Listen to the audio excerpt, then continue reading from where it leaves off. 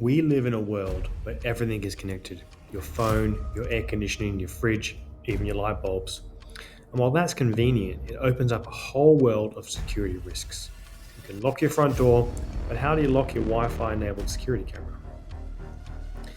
That's where this new piece of legislation comes in, the Cybersecurity Bill 2024. It's supposed to make our connected devices more secure, but with most laws, it's got some issues. Okay, let's break it down. This bill aims to set security standards for connectable products. You know, all the stuff that connects to the internet, like smart devices. Sounds great, right? Except there are some holes that could let this whole thing fall apart. Uh-oh, that yogurt is expired. Say, this could kill me. Now I can give it to Eric.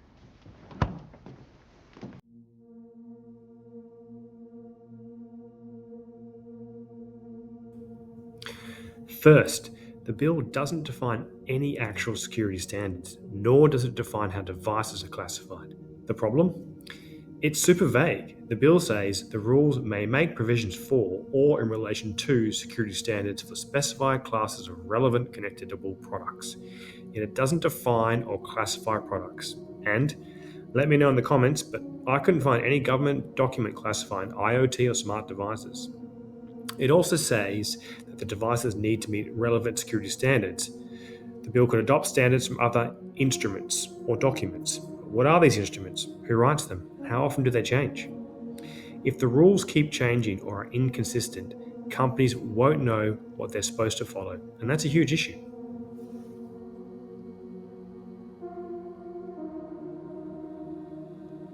Next, there is this sneaky little phrase, aware or could reasonably be expected to be aware. This means that manufacturers only have to follow the security standards if they know or should know that their product will be sold in Australia.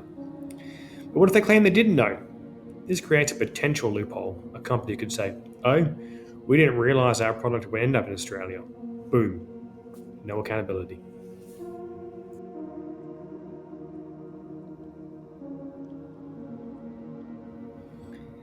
Then there are these exemptions for entities that don't do interstate or international trade, or aren't involved in telecommunication services. What does that mean in plain English? Well, if a company is local or doesn't use the internet to sell across state lines, they can be completely exempt.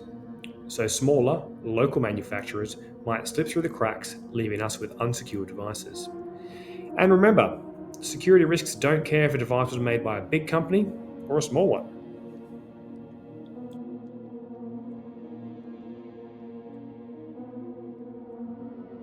This bill also requires manufacturers to provide a statement of compliance, basically a promise that they've followed the rules.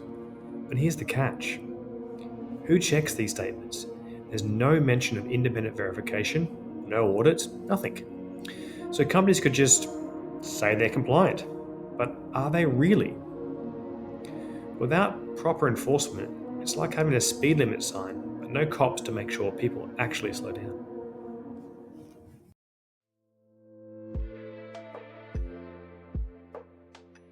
So, how do we fix this? We need clearer definitions, stricter enforcement, and regular updates to the security standards. Because tech is always changing, and our laws need to keep up. At the end of the day, this bill is a good start, but without some fixes, it might not actually protect us from the very real security threats we're all facing. And in a world where everything is connected, that's a risk we really can't afford.